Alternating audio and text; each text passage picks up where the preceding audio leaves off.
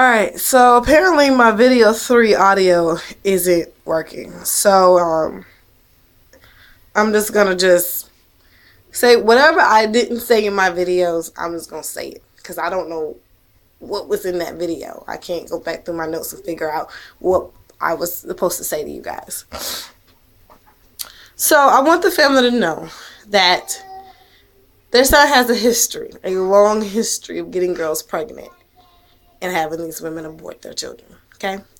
There was a girl, he got 2 girls pregnant while he was with me. I have those text messages. I have the messages from these from one female, not the other one. I never met her and talked to her, but from one female, and then I had text messages where he admitted to both impregnating both of them.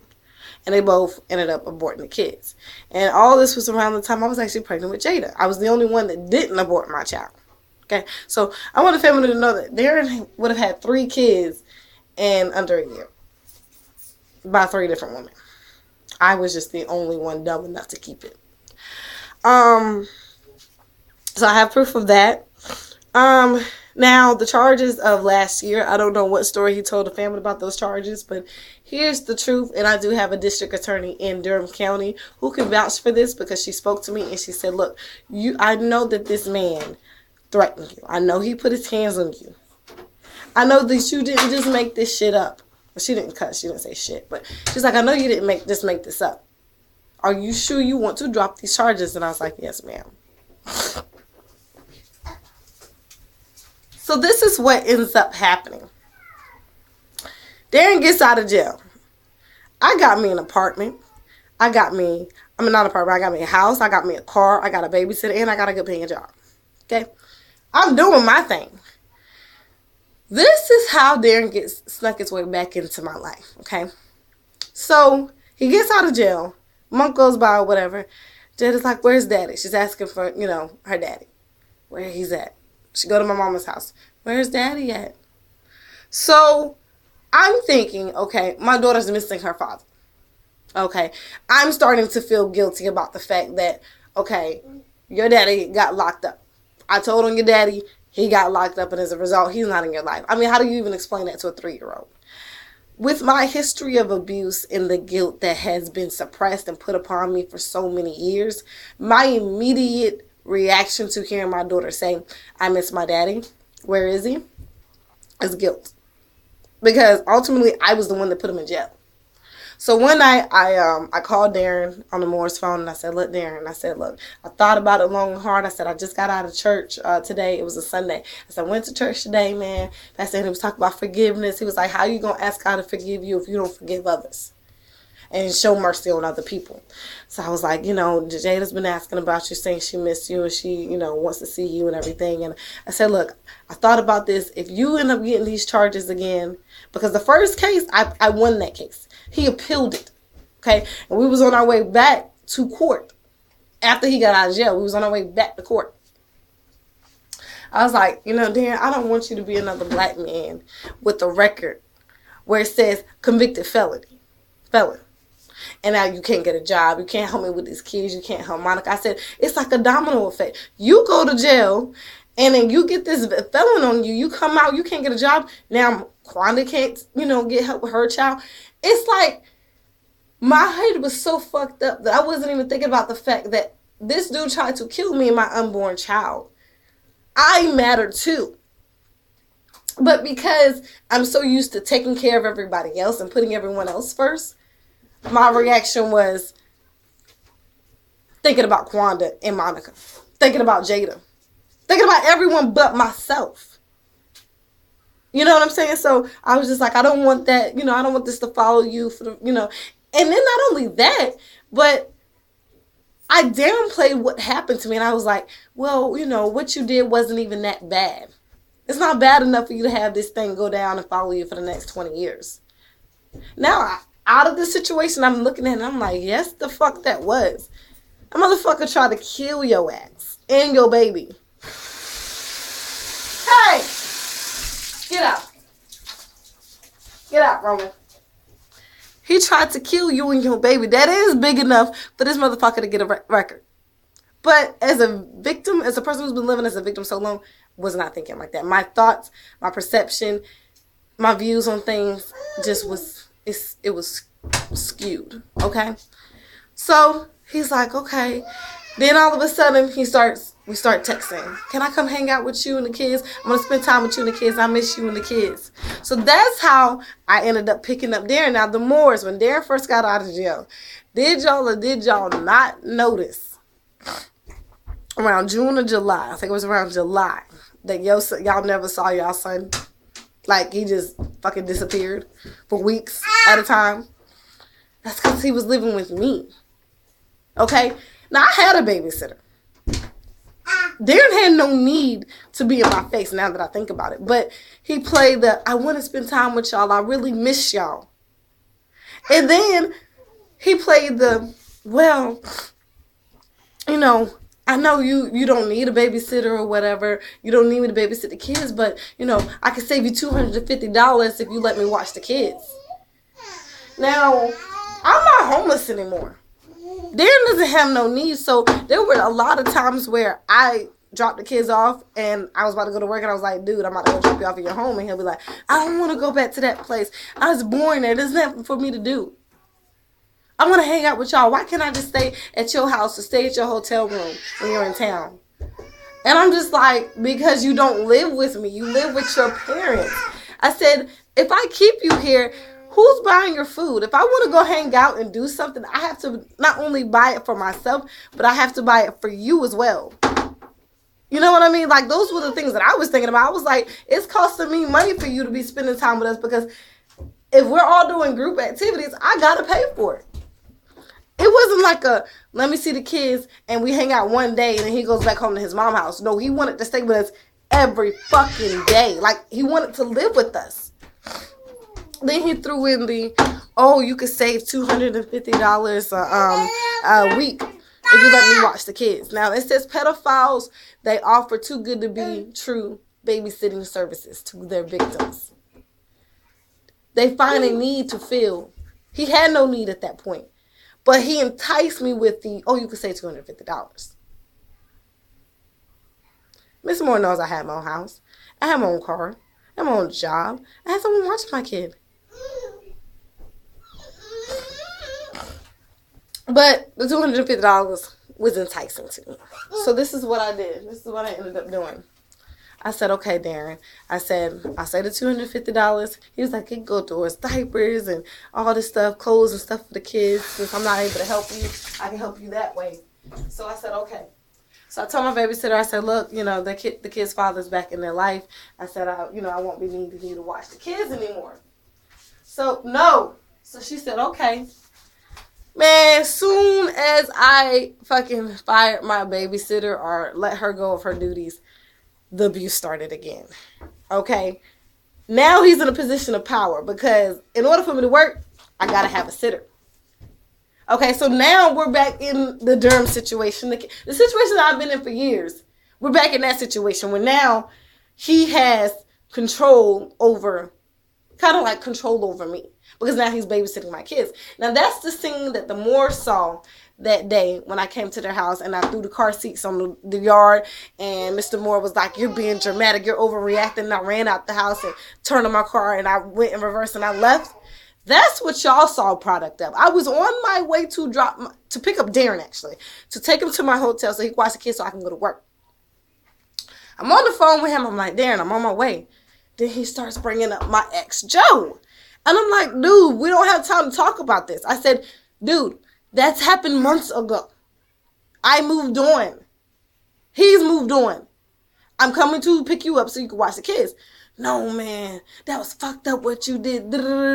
You shouldn't have went out there and got another man. Don't even, he said, matter of fact, don't even bring the kids. Don't even bring the kids over here. I'm not watching them. I'm like, wait a minute. You've been in our face the last month. Okay, never brought up Joe when I had my babysitter. Now all of a sudden you're watching my damn kids. Now you feel entitled to talk about my ex. And now you're saying, oh, you feel some type of way now if you don't want to watch my kids after I just fucking fired my babysitter? So I was like, fuck this. I was like, dude, I said, my mom's out of town. You know I ain't got nobody to watch my kids. I can't go back to my babysitter because I just fucking fired her because of your ass. So I go to his parents' house, and I was livid. I knocked on the door. I said, nah. I was done because I was like, you don't fucking do that to someone. I got bills to pay. I was on my way to work, boy. I was coming to pick you up. And you gonna do this right when I gotta go to work? So, the throwing the car seats, the me saying I'm done, I wasn't fucking overreacting. Okay, I had a fucking enough of this man's abuse where he gets in a position of power and then he hangs it over my head to where I'm now backed up in a fucking corner where now me and my kids might be on the street because I can't go to work because he done promised to watch my kids, but he ain't doing it because he feels some type of way. So, went to the Morris house. Mr. Morris said, we'll watch the kids. It's fine. We don't mind watching the kids. Now, meanwhile, on my ride there, I was getting texts from there. Don't come over here. They're not going to watch the kids. I have those messages. They're not going to watch the kids. Don't bring those kids over here. My parents said you're not welcome over here. And I'm driving. I said, I don't give a damn. I said, they're going to have to fucking goddamn call the police and fucking walk me around with handcuffs. Because I said, I got these kids to take care of. So if anybody going to get me off the property, they better goddamn get the police. And I had messages. I was like, tell Mr. Moore to fucking call the goddamn police. He going to have to get the damn police today. Because I'm not leaving that fucking property. I'm not leaving it. You watching these goddamn kids, okay? Abusers, they will push a person to a point where they feel like there's no other option. Like, there's no way out. That's the situation he had me in, okay? So, Mr. Moore wasn't overreacting for no fucking reason, okay? I had bills, okay? Another incident. I'm on my way to Miss Moore's house to drop my kids off because she said she was going to watch my kids. Got Dan in the back. I don't know what the hell this dude done filled his parents' head up with. But Ms. Moore's like, calls me. It's like, I don't think I'm going to be able to watch the kids. I don't think it'll be a good idea. I'm angry. Because once again, because of whatever Darren said, my way to get to work and take care of my kids, I can't even fucking do that. Regardless if I'm a stripper, fuck that. That's still how I feed my babies. You don't understand what I'm saying? So, I don't care what type of title I had. That is the way that I take care of my children. Okay? And now you fucking with me being able to continue to provide a roof over my kids' head, feed my kids. I'm like, this dude ain't even taking care of his kids. The only person taking care of his kids is me. And now y'all gonna block access for me being able to go to work to provide for a family member that y'all know I ain't getting help for. At all. So, yeah, I was angry. I felt some type of way. You know. It's not their fault. I don't know what the hell. I don't know what the hell that dude told these people, but not their fault. Whatever. So, anyways, we have those incidents. I ended up dropping the charges for the assault back in March because they were staying in our hotel, and he was like, I think it'd be a good idea if you drop the charges. I dropped the fucking charges, right? Because I'm thinking I'm doing the right thing. Then I go through his email because he left his phone open. And I saw an email that he had sent to his mom. Where it was like, yeah, I got Quaniqua to drop the charges. Quaniqua kept her word and dropped the charges like she said she would. So imagine reading that. I'm thinking to myself, you got Quaniqua to drop the charges. So that's when it clicked. The whole time he was buttering me up to get me to drop the charges so he can go back to his parents and tell them whatever. Oh, yeah, I got her to drop the charges. He probably told y'all I fucking made that shit up, that I fucking got him falsely arrested, and that I felt guilty about getting him arrested, and that's why I dropped the charges. No. I have a district attorney that stated, she advised me not to drop them charges. And I fought her because I was like, no, I was like, we're working things out. I don't need to deal with this drama. I got to go to work. I don't have time to be going back and forth to court, missing time from work. I said, I'm home with, I'm with my kids, and I can't do it. I can't do it. So, and then to read those messages, I got her to drop those charges. She dropped those charges like she said she would. As if to say, like, I made an agreement that he can come back in my life if I drop these charges. I didn't need Darren. Morris, I had no need for this dude. It's not like I picked up the phone and said, Darren, I need a babysitter. I had a babysitter. Darren, I need you to buy me diapers. I had a job. I had a car. I had a house.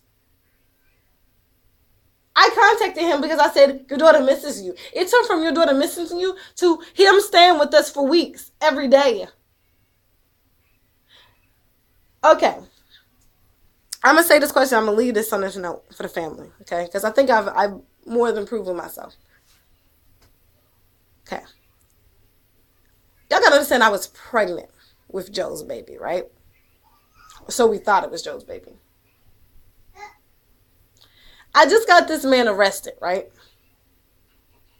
Now, if we want to go off of what Darren said to you guys about me making up him hitting me and all this other stuff that led him to being arrested, what kind of sense would it make for a woman to falsely accuse you of doing these things to her? She's pregnant with another man's baby. You just spent 3 months in jail. And now all of a sudden, you want to help her out so much, even though she already got babysitting services, but you want to help her out so much to save $250. You feel so concerned about her that you're offering free babysitting services. But then you just say, I made up these charges against you? And you just spent 3 months in jail wrongfully convicted of something? But not even a month after getting out of jail, you're in our face offering free babysitting services? Saying you missed us? Interesting. I just find it all interesting. Okay? Another thing that I want to point out to the family. Now, I gave birth to Layla in August. Okay? Dan didn't leave my last hotel that he was staying at with us until the beginning of November. Okay? So y'all mean to tell me that, because 4 days after giving birth to Layla, right, I started stripping again. Okay? Dan comes back to offer his free babysitting services for my children. Now y'all mean to tell me that a man is going to watch another man's child? Because remember, at the time, we thought that this was still Joe's baby. He just got out of jail. Spent 3 months in jail. Has something on his record. She's pregnant with another man's baby. Just gave birth to another man's baby. But now you're okay with watching another man's baby. If I betrayed him and now he's watching the man's baby, this is how y'all know this shit is fucked up. Like, none of what Darren says makes any sense. Because ain't no way in hell, if a woman betrayed a man like Darren said I betrayed him, is he gonna fucking watch the man that his woman supposedly cheated on, their baby and their kids? No way in hell. But Darren watched Layla for 2 months. We still was thinking that was Joe's baby. That whole situation, now that I think about it, was fucked up. I don't know if or what he did to Layla. Okay? Because of what he did to me, what he said he did to the kids, and what I now believe he did to my daughter. Ain't no fucking telling what the fuck he did to Layla. Because remember, this is the white man's baby that she left him for. Now he's watching it with no problem. I'm doing this to help you. No problem. He's watching another man's baby. For months. Layla didn't start getting darker until around the time Darren left. I'm going to just leave it at that.